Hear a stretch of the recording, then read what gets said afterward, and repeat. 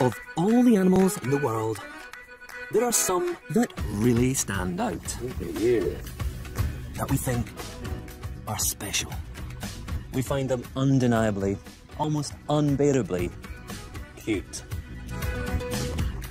Millions of us watch these animals online.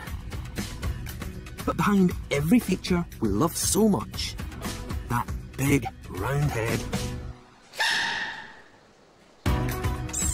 surprising sounds, you are super cool, or those wide eyes, is a secret survival strategy. I'm Gordon Buchanan. I've filmed our favourite animals all over the world. Now, I want to discover the hidden biology of these animal superstars. Why this sweet face hides a deadly secret. Why hummingbirds snore. And penguins waddle. Behind every appealing animal is an incredible story. And I'm going to reveal their secrets.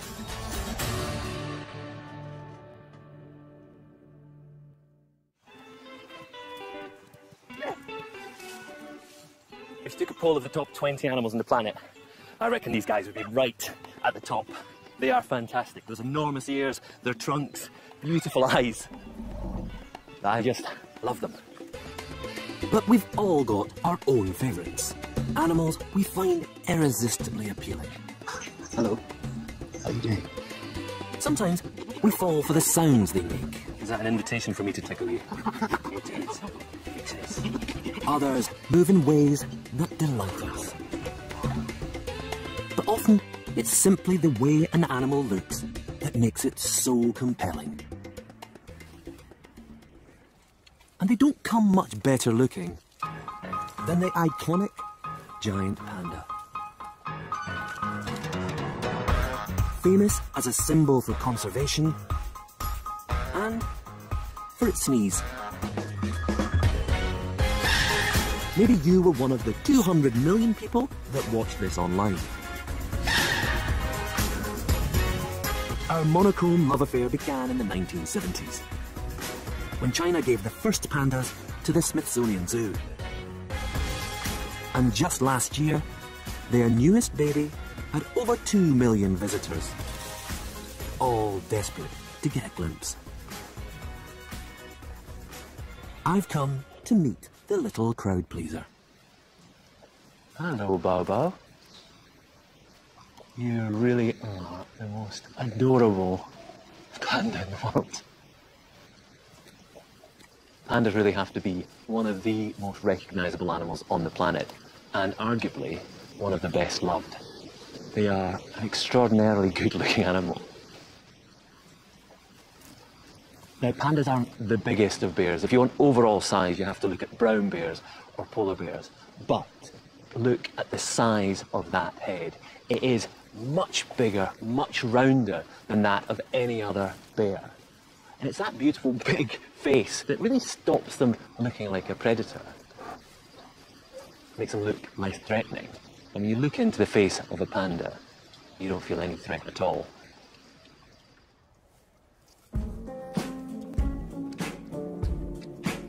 It's her beautiful face that makes little Bobo so appealing.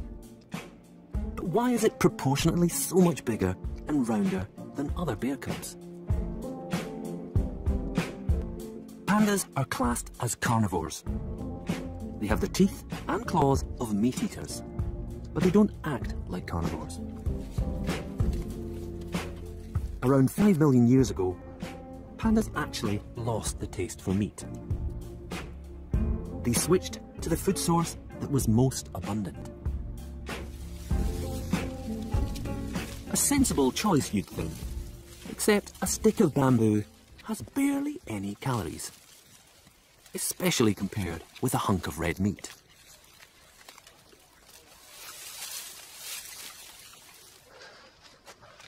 So the panda is a carnivore that has gone vegetarian, and it has chosen one of the toughest food sources around. This stuff, bamboo. They don't just eat these nice leaves, which, to me, pretty unappetizing. They will grind and pulverize even the thickest stems. Oh my goodness. You get into this stuff, look at all those splinters.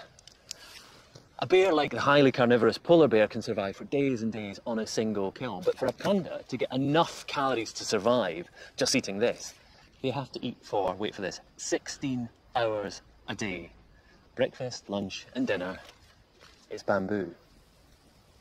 So to cope with the challenges of a bamboo diet, the panda's body has had to change, adapt and evolve to deal with it. Their stomach lining has grown thicker to deal with all those splinters. But it's the skull that has changed most dramatically. Just looking at this skull, you can see that it's unlike the skull of any other bear. The bone itself is much denser, thicker and wider, and that allows these huge jaw muscles to attach. This gives the panda a stronger bite force than a polar bear. And it's this bamboo diet that has created this massive head. A massive head that has such an extraordinary appeal for us. The irony is, when covered with fur, this mass of muscle and bone looks like a teddy bear.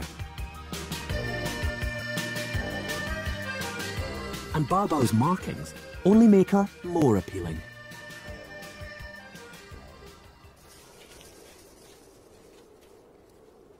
In the wild, the eye-catching black and white actually breaks up the panda's silhouette in the snowy forest and makes the eyes look bigger, more threatening to rivals and predators. But the illusion has the complete opposite effect on us. So why have we fallen for these oversized features? Well, bizarrely, it's all down to our own biology. Big eyes trigger exactly the same emotional response in us as when we see the panda's oversized head. And that's really because of the way that we respond when we see our own babies. We're all born with these big heads and big eyes. And when we see those features, our nurturing, caring instincts spring into action. At the sight of Bao Bao's big, baby-like head, blood rushes to our midbrain, part of the brain's pleasure centre. A flood of dopamine is released, one of the hormones produced when we fall in love.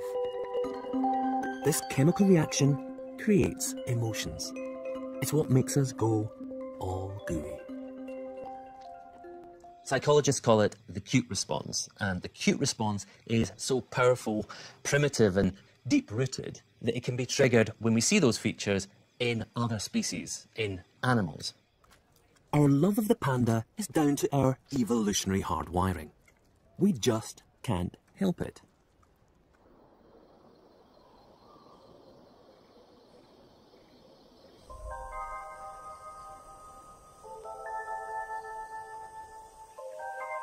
The power of the cute response was perfectly demonstrated a few years ago, when a funny little creature grabbed global attention. But I warn you, it's not as sweet a story as it seems. A video of a ticklish slow loris took the internet by storm. 6 million hits.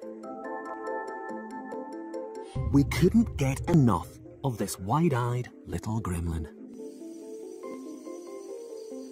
For loris expert Anna Nikaris, the overnight celebrity came as a bit of a shock. Slow lorises are very rare in the wild, and so until about 10 years ago, hardly anyone had heard of a slow loris, and then they became one of the most popular animals on the internet. For many people, the slow loris is the quintessentially cute animal. Its head is like a little round ball on top of a round body, and it's just got a really sweet, innocent, cute face. But like the panda, it's the loris's biggest feature that makes it so appealing. Its huge eyes. They send our acute response into overdrive.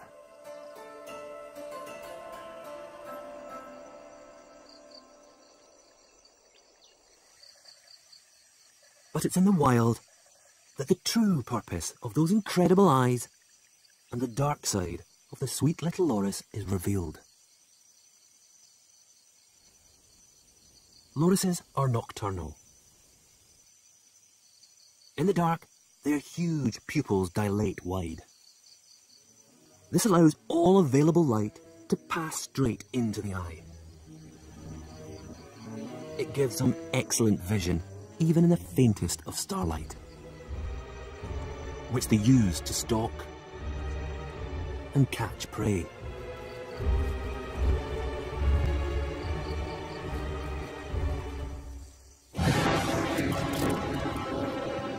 They may look really cute, but when they grab their prey, they're very vicious, and the first thing they do is shred its head off, and very proudly they lick it like a little lollipop and eat the entire thing, all the wings, all the bones. And their appetite isn't limited to insects. This loris has set its sights on a roosting bird.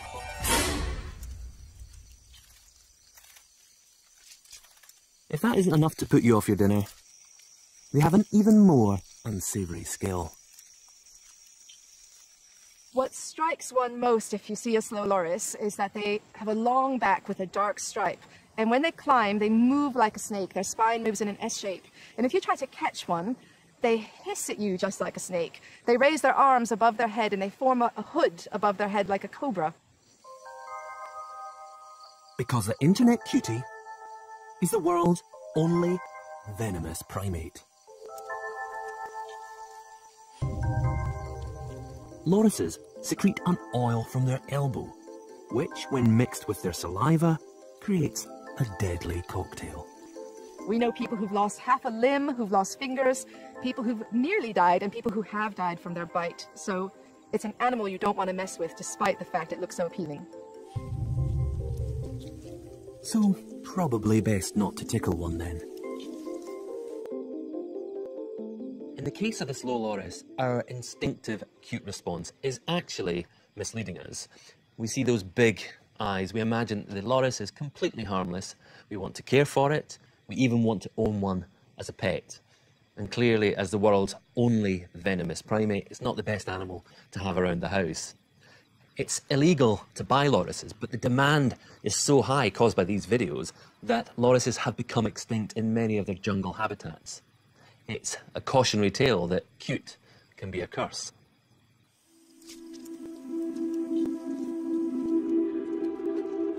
Oversized heads and big round eyes push our biological buttons. But the power of the acute response doesn't stop there.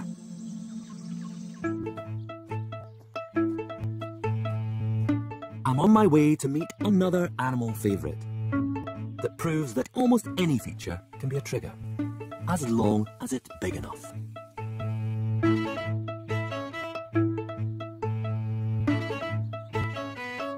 This is a fennec, smallest member of the fox family, weighing less than a bag of sugar.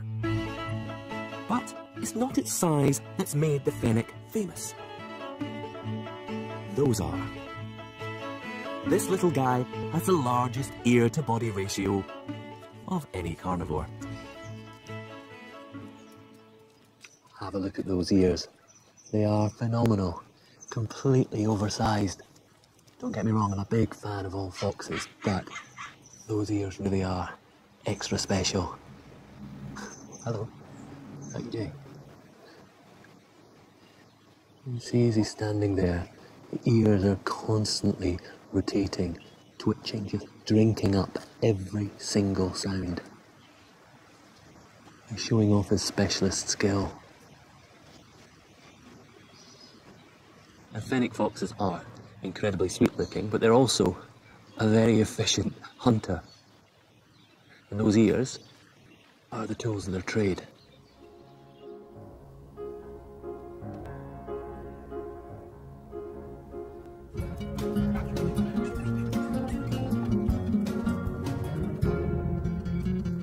Fennec foxes live out in the shifting sands of the Sahara.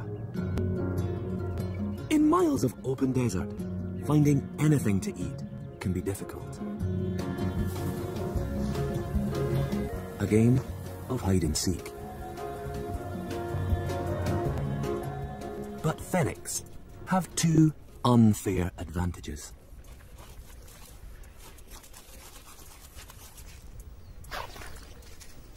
Those huge ears act like amplifiers. They gather all the sound and channel it towards the inner ear. Their hearing is so pin sharp, you can hear things that I can't hear. And it's said that they can hear a mouse's heartbeat underneath the sand. Quite incredible. Okay, perhaps you might expect excellent hearing from a set of ears that big. But they have another, even more specialised role. It's not unusual for the temperature to reach 50 degrees in the Sahara. Too hot for most small mammals. But the fennec fox is different, aren't you? You can actually see when I hold him against the light, you can see the blood vessels through his ear. The skin is so thin that the heat from the blood is lost into the air. And this cooling of the blood, it allows him to keep his core temperature at a safe level. It's what keeps him alive. So in fact, each ear is a radiator, which is a critical survival tool for this fantastic desert-dwelling animal.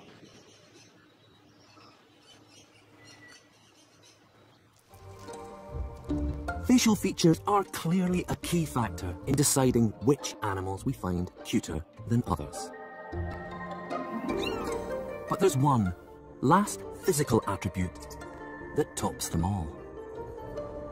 An animal can have the biggest eyes, roundest face, but if it's not furry, then forget it.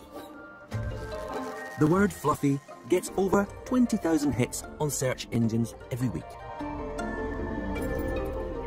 The furrier the animal, the better.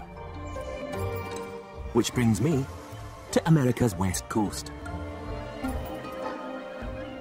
We associate fur with comfort, softness and warmth, and it's no surprise really that the animals with most fur live in cold places. So why then am I here in California? Well, the answer to that is that the furriest animal on the planet lives just out there.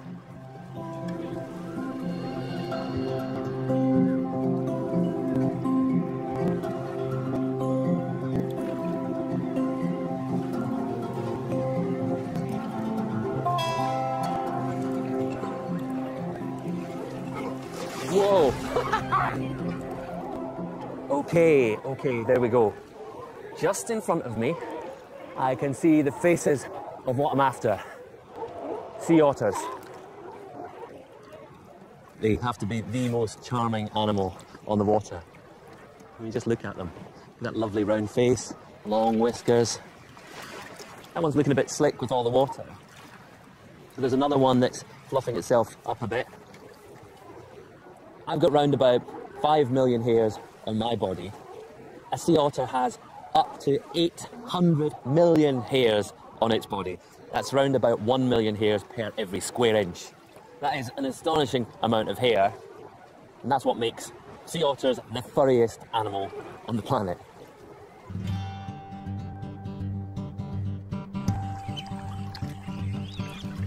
There are 12 other species of otter around the world, all with impressive fur.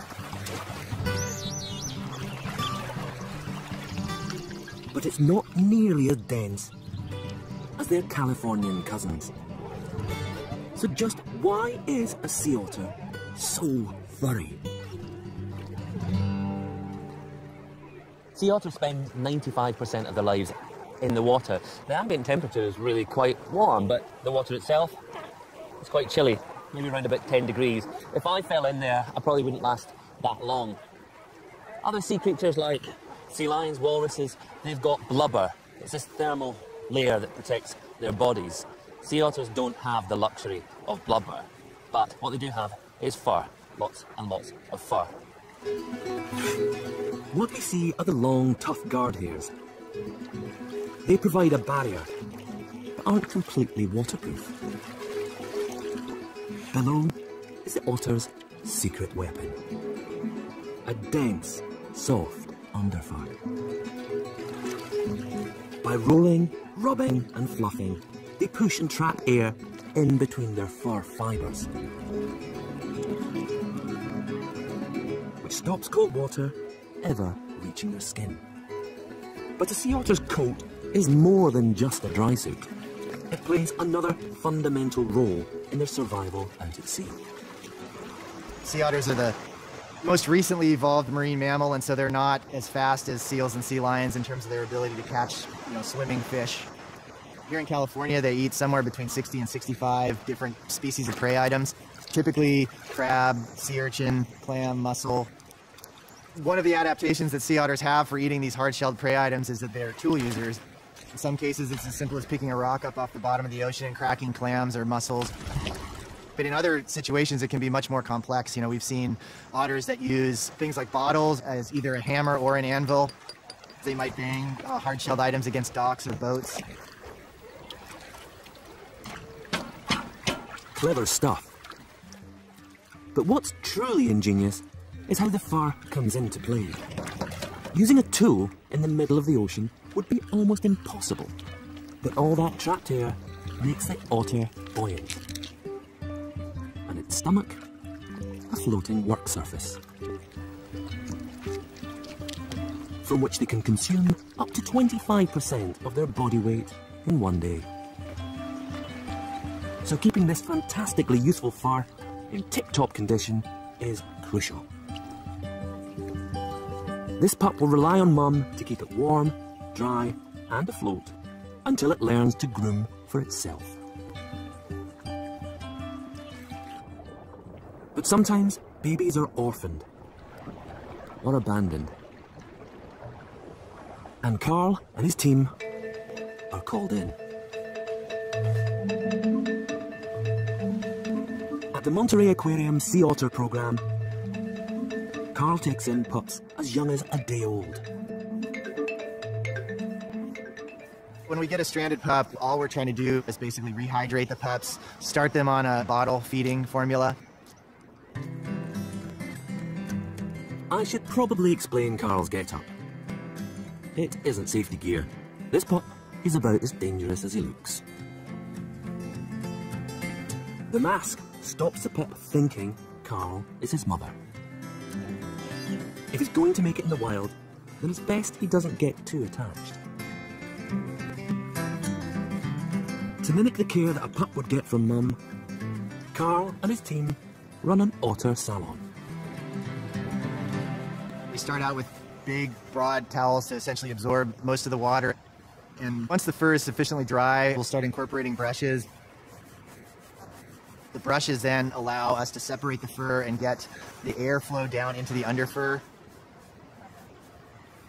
Might take 10 or 15 minutes at a time. That would be one grooming session, and we're doing this continuously throughout a 24-hour period with the pups. It's a tough job, Carl, but someone's got to do it. Their fur is so dense that they essentially float like little corks at the surface of the water, and the water itself is not actually contacting the skin.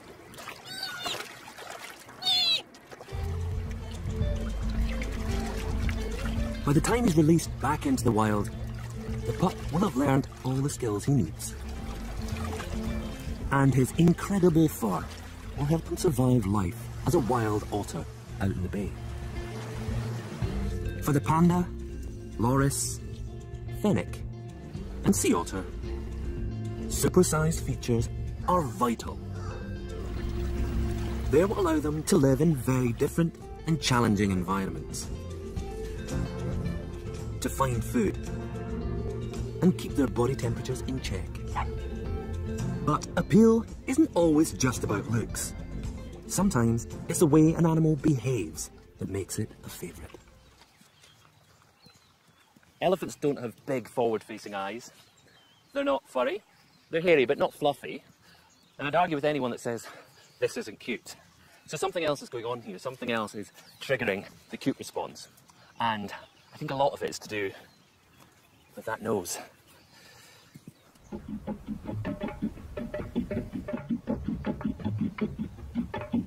Like any newborn, the first few months of an elephant's life are a steep learning curve. Walking is tricky enough. But the extra appendage is even harder to get the hang of.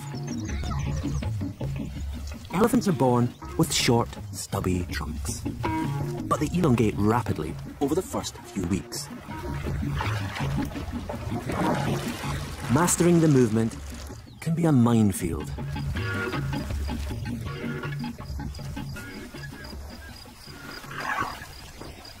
Baby elephants aren't born trunk trained for the first few months. An elephant's trunk has a mind all of its own.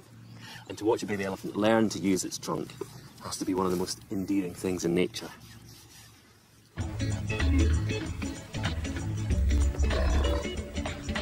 So why is a trunk so hard to get to grips with? Although we find the clumsiness endearing, for the elephant, this period of development is fundamental to their survival. Because the trunk isn't just any old nose. Elephants don't just use it to smell. It's a straw, a hose, a snorkel, and utensil.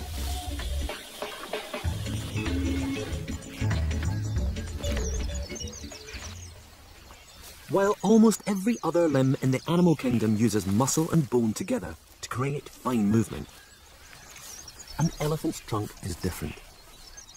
It has no bones. Instead, muscles alone have to stretch, contract, work with and against each other. It's called a muscular hydrostat. Your tongue is another example. Tongues use 8 muscles. But for a trunk to perform all the tasks an elephant needs, well, it takes just a few more. I've got just short of 650 muscles in my entire body. An elephant, in its trunk alone, has up to 40,000 different muscles. And it has to use each of those muscles in different combinations for different tasks. Makes learning to ride a bike look really rather easy. Getting the muscle combination right is all about trial and error. It takes practice to master the movement of the most complex and useful nose on the planet. By the time an elephant is just 1 year old, they can use that trunk for drinking, lifting, pulling, twisting, even the most precise of movements. So they're really not such slow learners after all. The way an animal moves can be just as appealing as how it looks. Our emotional response is amplified when it's a young animal learning how to get this movement just right.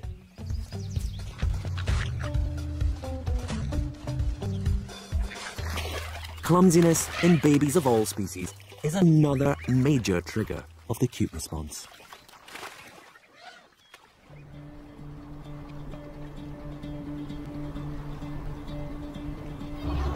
Which probably explains why we love penguins. That wonderful waddle from side to side makes a penguin look just like a toddling baby. But unlike our early teetering, a waddle isn't part of a learning process. It isn't refined or finessed. A chip remains Chaplin-esque through to adulthood.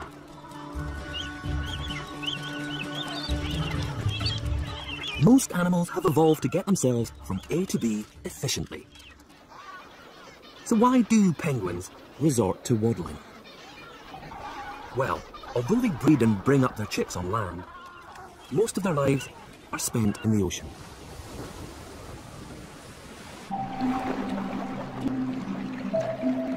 Underwater, they are transformed. Penguins are highly adapted to live in the water. They have that torpedo-like shape that means they can swim very fast, and they actually really fly underwater. Their chest muscles are very large to drive their wings. Their legs are very short, sort of tucked away at the back. They act as rudders. They can reach bursts of 25 miles an hour, which compared to, say, an Olympic swimmer, is about 6 maximum speed, so they're very agile. Emperor penguins, the largest penguins, can hold their breath for over half an hour and can reach depths of half a kilometre. So they're very accomplished divers and very accomplished swimmers. Underwater, a penguin is a torpedo in a tuxedo.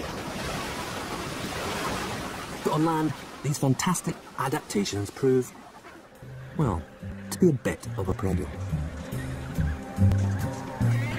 Short legs and big feet don't help cover distance. The waddle was written off as an evolutionary handicap. Scientists thought that waddling was very inefficient originally, because if you look at the energy consumption of penguins when they're walking, it's very high. It was thought that the side-to-side motion was wasted energy. But then a study of penguin locomotion made a surprising discovery. By swinging their body weight over one foot, then using momentum to pivot onto the next, penguins barely use their leg muscles at all. So it looks very inefficient, but it can actually recover 80% of the energy it's using for each stride for the next one. So it turns out that it's the best way to get about. If you aren't built to walk, then waddling isn't a bad solution.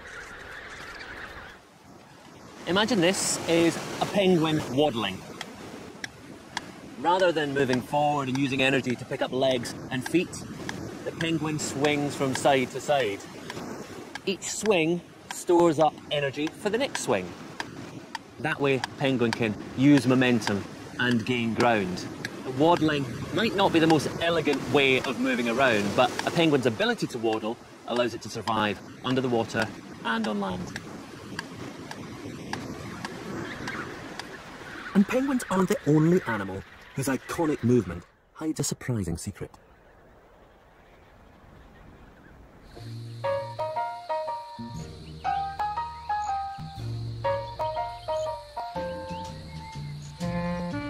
Although summer days in the outback can soar past 50 degrees, you'll never see a hot and bothered looking koala. Scientists have recently discovered that koala's iconic tree cuddling holds the key to survival in the baking heat. While the air temperature sizzles, the bark of a tree can be up to 9 degrees cooler. By pressing the thinner fur of their bellies against the bark, a koala can lose some excess heat and keep its core temperature in check.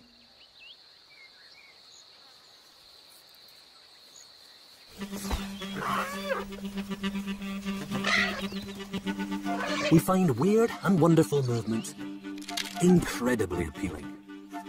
But for the animals, they're perfect adaptations to get them around a problem.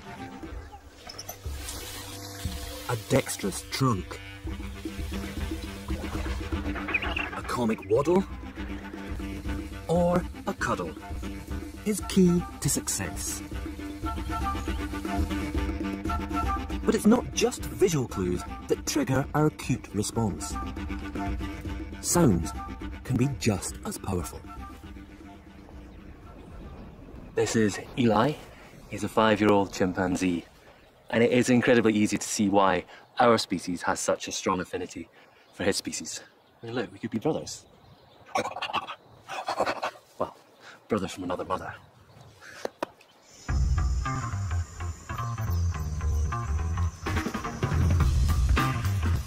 The mannerisms and expressions of apes make them a firm favourite.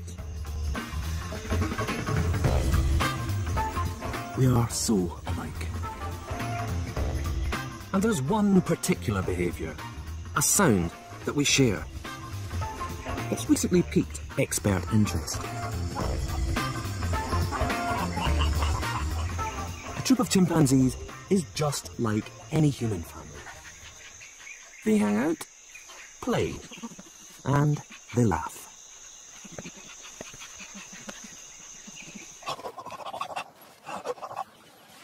Eli is still a child, and like any child, he shows his enjoyment and his personality through laughter. You tickly. You tickly. You are. If you get the right spot, he really, really enjoys it. Look at you. Look at that face. That's good. I've got you. See? It's really infectious. You see Eli laughing and it makes you want to laugh. And recently, scientists started to take laughter seriously, wondering whether the similarity between the sounds we make might tell us more about our own evolution.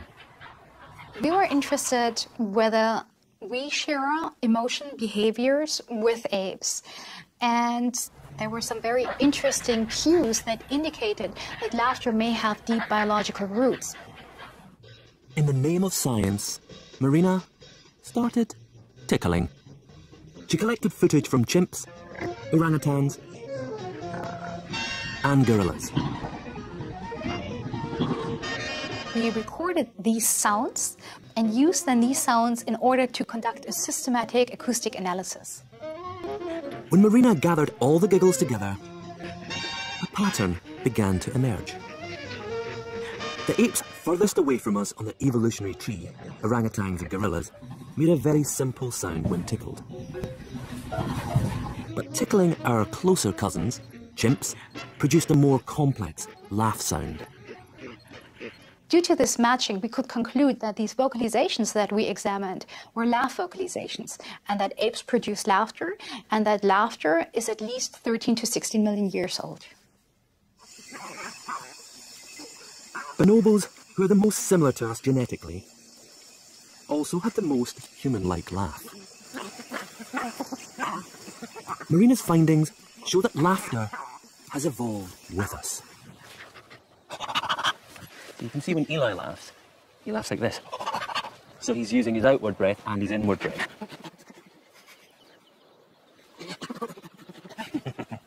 You see what's happening? When I laugh, it's on the outward breath. And that's something that we do subconsciously, but it's because we can control our breathing, and it's our human ability to control our breathing that has led us to develop speech. So isn't it fantastic to think that we might have laughter to thank for that? You agree? It is fantastic. We find a chimp's laughter so appealing because we recognize it. It's a sound we associate with pleasure. But sometimes more unexpected sounds grab our attention. Like this desert rain frog. Squeaking viral sensation. 11 million hits and counting. It sounds like a dog toy. But actually, this is a sonorous war cry of a very angry frog. Ferocious. And there's another animal who became an internet celebrity by making an even more surprising sound. A scientist in Peru captured this, escaping from the tiny body of a sleeping hummingbird. A high-pitched, but unmistakable snore. Hummingbirds are loved for their beauty and speed, but this one was behaving a little bit like a human. The perfect cute response trigger. But was the online fame deserved? Is this bird really snoring?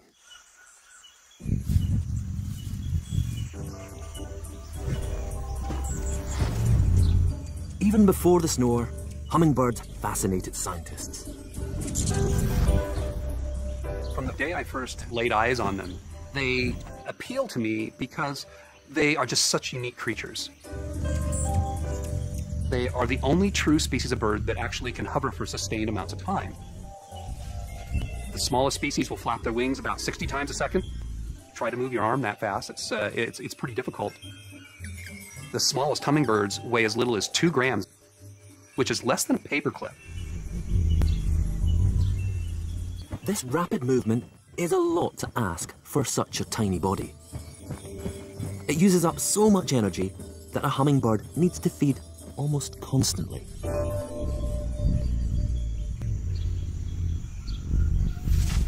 A sugar-rich hit of nectar every 15 minutes. During the day, regularly sipping nectar gives a hummingbird enough energy to survive. But they can't do this for a full 24 hours. They need rest.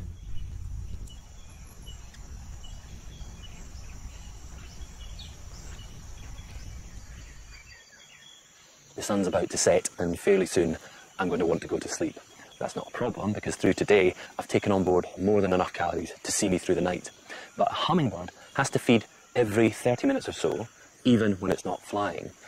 To sleep through the night without feeding could be incredibly dangerous. So the hummingbird is left with one drastic option, and that is to shut down entirely. Their heart rate drops from 1,000 beats a minute to just 50. Their breathing becomes almost non-existent,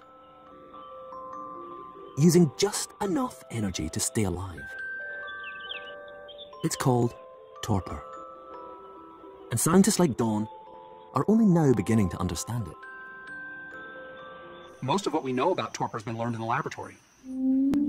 We take a hummingbird and we will put it in what we call a metabolism chamber.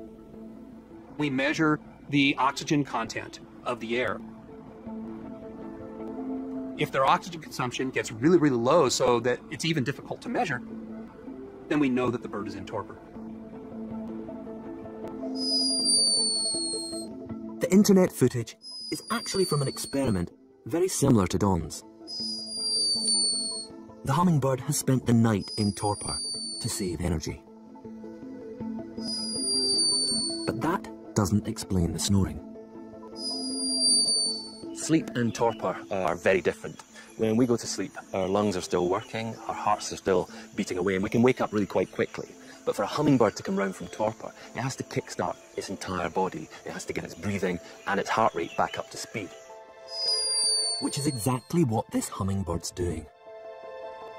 The sound is actually a byproduct of them gasping for oxygen, much like air rushing across, say, vocal cords would. Coming to with a snore of sorts. The very sweet side effect of a fascinating survival strategy.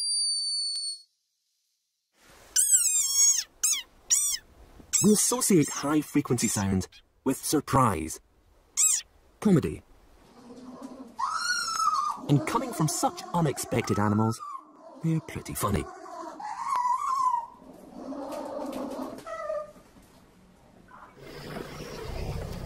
But lower frequencies are proven to be soothing, calming, opposite but equally powerful effects. And it's this soothing quality that has brought us closer to one species than any other. This is an animal that we have an especially close relationship with. Cats have lived side by side with us, sharing our homes for thousands of years. There are an estimated 200 million pet cats worldwide, and over 2 million internet cat videos. I think it's fair to say we're obsessed. They tick all the boxes. Big, forward-facing eyes, furry, elegant movement. But the greatest appeal lies in the noise they make.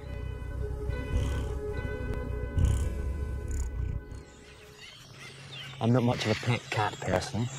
Sahara here is much more my kind of feline. She is an 8-year-old cheetah, and she is absolutely beautiful. But she's also a very powerful predator. So I wouldn't quite want her sitting up on my lap, but just like a domestic cat, she also purrs. Purring is a way of communicating. It's a way of a cheetah saying, I'm okay, I'm relaxed. And they do it when they're grooming, and they do it when they're with their cubs.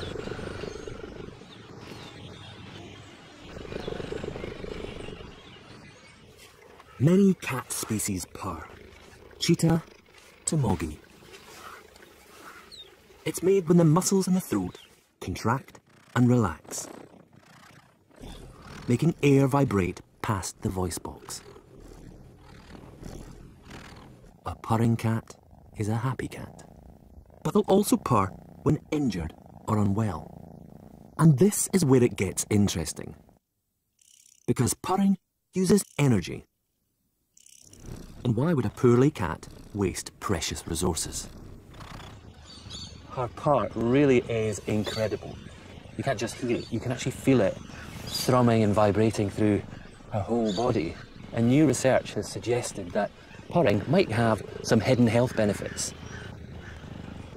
The frequency of the purr is very similar to the sound waves that doctors use to help repair muscle and bone. So, while she's resting, she could very well be giving her body a once-over. It's restoration.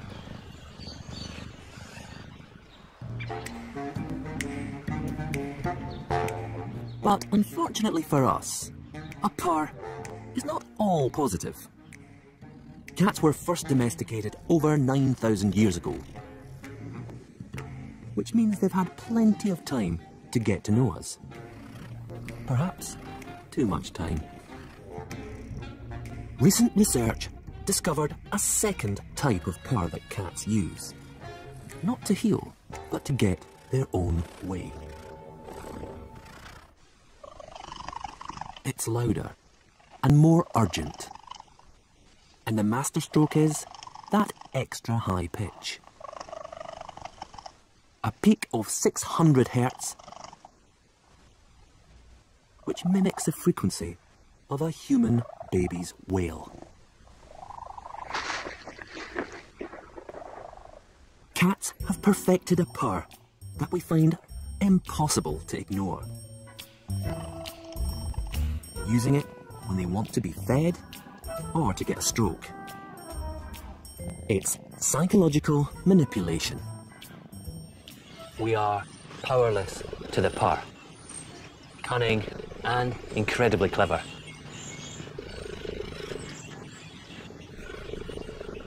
Whether it's a soothing purr, a massive head, or a sweet little snore, the reasons we love certain animals are as diverse and different as the animals themselves. Every comic movement, oversized feature, and wonderful sound tells a story of evolution and survival. Extraordinary lives need extraordinary features. It's what makes these animals successful. But the way that we are drawn to them, our cute response, really is just a bizarre accident of our biology. The way they look, the way they sound, the way they behave, their biology. That's what's really interesting.